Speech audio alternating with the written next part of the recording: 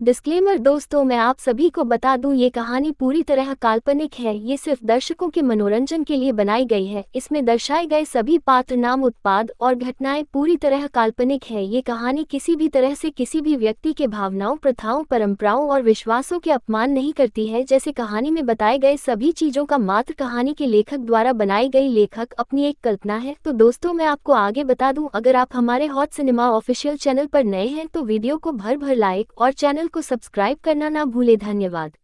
Chapter 2 विरासत का बोझ। रात के अंधेरे में विराज सक्सेना की नींद अचानक टूट गई। एक अजीब बेचैनी ने उसे जगा दिया था। ये बेचैनी कुछ दिनों से उसका पीछा कर रही थी, जैसे कोई अनदेखी ताकत उसे सतर्क रहने के लिए कह रही हो। पिता के निधन के बाद विराज पर परिवार के व्यवसाय की जिम्मेदारी अचानक आ पड़ी थी, लेकिन उसे इस बात का अंदेशा नहीं था कि यह विरासत केवल एक संपत्ति नहीं, बल्कि उसके परिवार के कई गहरे और काले राजों का बंधन भी थी। कुछ दिनों बाद विराज ने एक कदम उठाने का फैसला किया। उसने अपने पिता के व्यापारिक दस्तावेजों को खंगालना शुरू किया।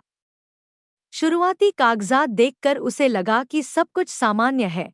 कंपनी की वित्तीय स्थिति, कर्मचारियों के दस्तावेज और उन क्षेत्रों की जानकारी जहां उसका परिवार काम करता था। लेकिन जैसे जैसे वो गहरे उतरा, उसने एक ऐसी दुनिया देखी जिसका उसने कभी अंदाजा भी नहीं लगाया था। एक रात विराज अपने पिता के निजी कार्यालय में गया। उसने वह दराज खोला जिसमें अविनाश सक्सेना अपने सबसे गोपनीय दस्तावेज रखा करते थे। इस दराज की चाबी उसके पिता की मौत के बाद से अब तक वहीं पड़ी हुई थी, जैसे कोई इंतजार कर रहा हो कि कोई विराज को इन दस्तावेजों की सच्चाई बताने आए। उस दराज में एक काले रंग की फाइल थी, जिस पर लिखा था, गोपनीय, केवल अविनाश सक्सेना के लिए। विराज ने धीरे धीरे फाइल खोली और उसके भीतर कई दस्तावेज थे जो उसकी सांसें रोक देने वाले थे। इनमें उन कंपनियों की जानकारी थी जिनसे उसके पिता का गुप्त व्यापारिक संबंध था। ये कंपनियां न केवल घरेलू बल्कि अंतर्राष्ट्रीय भी थीं। कुछ दस्तावेजों में अवैध व्यापार, हवाला और भ्रष्ट सरकारी अधिकारियों को दिए गए घूस की जानकारी थी। ये वो बातें थीं जिन्हें जानने के बाद विराज का दिल एक पल के लिए सहम गया। ये जानकर उसे महसूस हुआ कि उसके पिता का व्यापारिक साम्राज्य केवल एक बाहरी आभा थी, जिसके भीतर एक घना और काला जाल बिछा हुआ था। जैसे जैसे विराज फाइलों में गहरे उतरा, उसने पाया कि उसके पिता का संबंध अंडरवर्ल्ड के कई बड़े नामों के साथ था। उसके पिता का मुख्य साथी राघव महाजन नाम का एक व्यक्ति था, जिसे मुंबई के सबसे बड़े अपराधियों में गिना जाता था। राघव का काम शहर में अवैध जमीनों पर कब्जा करवाना, असली दस्तावेजों की नकल करवाना और काले धन को सफेद करना था। ये सभी काम विराज के पिता के व्यापारिक साम्राज्य को बनाए रखने के लिए किए जाते थे। विराज को याद आया कि उसके पिता हमेशा उसे राघव से दूर रहने की सलाह देते थे। अब उसे समझ में आया कि उसकी चेतावनी का असली कारण क्या था। अविनाश ने कभी नहीं चाहा था कि उनका बेटा इस अंधेरे के साये में आए, लेकिन यह भी सच था कि उसके पिता खुद उस साये से कभी बाहर नहीं निकल पाए थे। इन कागजों में विराज को अपने पिता के कल्याणकारी कार्यों की सच्चाई का भी पता चला।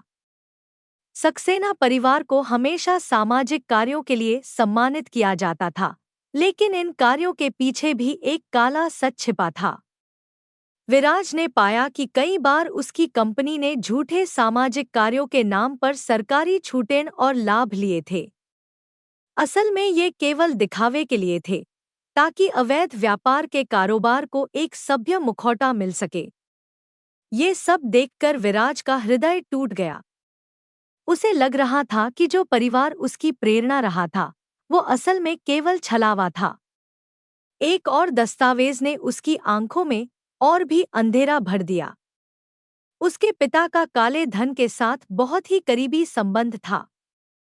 कई अंतर्राष्ट्रीय खातों में भारी रकम जमा की गई थी, जिनका सीधा संबंध किसी भी भारतीय बैंक से नहीं था।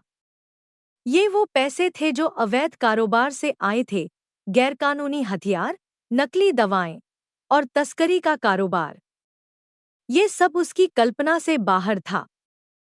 विराज ने इन कागजात को पढ़ा और महसूस किया कि ये विरासत केवल उसे नाम और प्रतिष्ठा ही नहीं, बल्कि गहरे अपराधों का बोझ भी दे रही थी।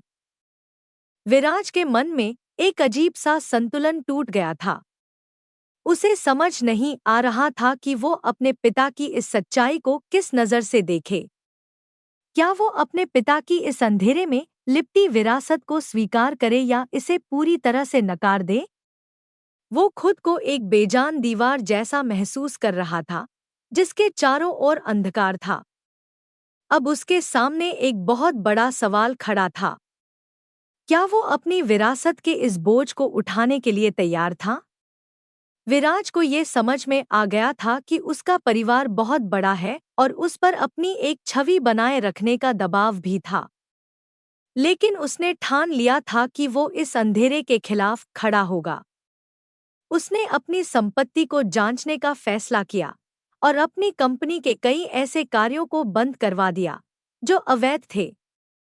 विराज ने अपनी कंपनी के अंदर एक गुप्त टीम का गठन किया जो हर छोटे बड़े व्यापारिक लेनदेन को जांचेगी और ये सुनिश्चित करेगी कि किसी भी गैरकानूनी गतिविधि में शामिल न हो। हालांकि ये काम इतना आसान नहीं था। उसके पिता के पुराने साझेदारों को विराज का ये फैसला पसंद नहीं आया और उन्होंने उसे इस बदलाव के प्रति चेतावनी दी। विराज के पिता के कुछ करीबी दोस्त, जैसे कि राघव महाजन, उसे बार बार धमकी देने लगे कि वो इन मामलों से खुद को दूर रखे। राघव ने उसे समझाने की कोशिश की कि उसके पिता ने जो किया वो उनके समय की जरूरत थी। लेकिन विराज ने फैसला कर लिया था कि वो अपनी कंपनी को एक नैतिक और ईमानदार कंपनी बनाएगा, चाहे इसके लिए उसे कितने भी संघर्ष क्यों न करने पड़े। राघव ने उसे ये भी बताया कि अगर वो ऐसा करता है तो उसे अपने पिता के पुराने दुश्मनों का भी सामना करना पड़ेगा। विराज को पता था कि ये लड़ाई आसान नहीं होगी। उसके पिता के पुराने दोस्त, जो आज उसके सबसे बड़े दुश्मन बन चुके थे, अब उसके हर कदम पर नजर रख रहे थे। विराज ने महसूस किया कि उसके पिता के इस अंधेरे का बोझ केवल एक पारिवारिक जिम्मेदारी नहीं, बल्कि एक जाल था जो उसे हर दिशा से जकड़ने की कोशिश कर रहा था। इन सबके बीच विराज ने एक संकल्प लिया कि वो इस बोझ को केवल झेलेगा नहीं, बल्कि इसके खिलाफ खड़ा होगा। उसने खुद को एक नई पहचान देने का फैसला किया, एक ऐसा व्यक्तित्व जो अंधेरे में रहकर इस अंधकार को खत्म करने की कोशिश करेगा। विराज ने खुद को छाया मार्गी का नाम दिया। वो अब अपने परिवार की गंदी विरासत से खुद को अलग करते हुए एक नई पहचान बना रहा था। उसने ठान लिया था कि अब से वो किसी भी गैरकानूनी काम का हिस्सा नहीं बनेगा और अपने पिता की गलती का प्रायश्चित करेगा। उसने अंधेरे में रहने वाले लोगों को सबक सिखाने के लिए अपने नाम और चेहरे को छिपा लिया, ताकि उसके प्रयासों का असली मकसद कभी किसी को पता न चले। उसके लिए अब इस विरासत का बोझ एक ऐसा मिशन बन चुका था जिसमें उसे अपना सब कुछ झोंकना था। यही विराज का नया सफर था। उसे नहीं पता था कि आगे क्या होगा, लेकिन उसने अपनी पूरी ताकत से इस विरासत के बोझ को सुधारने की ठान ली थी। जानने के लिए ओनली ऑन यूट्यूब चैनल पर ये कहानियाँ हॉट सिनेमा अधिकारी द्वारा लिखित और कॉपीराइट की गई है। कोई भी कहानियाँ की नकल नहीं कर सकता। तो दोस्तों, आगे क्या होने वाला है ये जानने के लिए कहानी सुनते रहिए और केवल हॉट सिनेमा ऑफिशियल में यदि आप नए एपिसोड पर अधिक अपडेट चाहते हैं तो हमारे टेलीग्राम चैनल को सब्सक्राइब करें, जिसमें हमारा डिस्क्रिप्शन में दिया गया है।